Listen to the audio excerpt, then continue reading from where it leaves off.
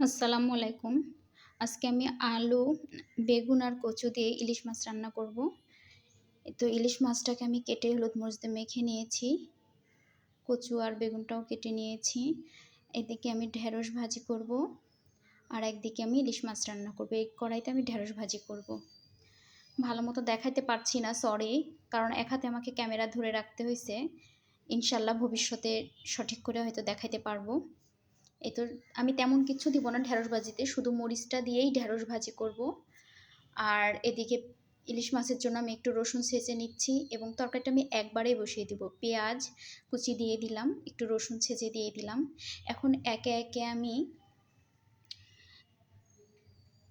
হলুদ, মরিচের গুঁড়া, জিরা ও ধনিয়ার গুঁড়া 1 চা চামচ দিয়ে তো আমি একসাথে এখন তরকারিটা কষাতে থাকবো। আর এদিকে আমার মরিচটা প্রায় ভাজা হয়ে গেছে। আমি এর মধ্যে একটু হলুদ দিয়ে দিব, দিয়ে এই সরিষার তেল দিয়ে দিলাম 2 টেবিল চামচের মতো। আমরা মেয়েরা যেভাবে তেল ঢালি না কেন, পরিমাণটা আসলে ঠিক হয়ে যায় রান্না করতে করতে, এটা চলে আসে। তো এই তো তরকারিটা আমি মেখে নিচ্ছি। এখন এখানে তরকারিটা কষা হতে থাকবে। আর এখানে ইলিশ মাছটা আমি হলুদ মরিচ দিয়ে মেখে রেখে দিয়েছি একটা সাইডে। আমার ঢেঁড়সটা প্রায় ভাজি হয়েই আসলো। এরকম সবুজ সবুজই থাকবে ঢেঁড়স ভাজিটা, এরকম সবুজ সবুজই থাকবে।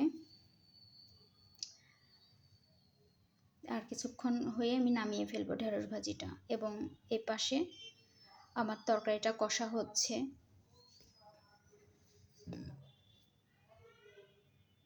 এই তো অনেকটাই দেখেন তরকারি কষা হয়েছে। তরকারি আসলে যেভাবেই আমরা মেয়েরা বসাই না কেন, রান্নার শেষ ফলটা কিন্তু প্রায় সেম সেম হয়েই আসে। যে আমার তেল ছেড়ে দিয়েছে তরকারিতে, এখন আমি পরিমাণ মতো ঝোল দিয়ে দিব।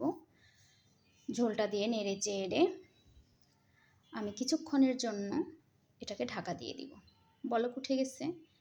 এখন আমি তরকারিটা আরেকটু নাড়া দিয়ে একে একে মাছগুলো সুন্দর মতো দিয়ে দিব, দিয়ে নাড়ে দিব যেন এই ঝোলে মাছটা সিদ্ধ হয়ে যায়। তো আসলেই হচ্ছে কি, আমরা তরকারি যেভাবেই বসাই না কেন আর ইলিশ মাছ যে তরকারি দিয়েই রান্না করি না কেন, স্বাদ হবেই। কারণ স্বাদটা করে নেওয়ার দায়িত্ব মাছেরই থাকে। এদিকে আমি চুলাটা মুছে ফেললাম, রান্নাও শেষ হয়ে যাবে, আমার রান্নাঘর মোছাও হয়ে যাবে একসাথে। তারপরে আমি বাসার অন্যান্য কাজগুলো দেখব। কি আমার মেয়ে এসে গেছে স্কুল থেকে।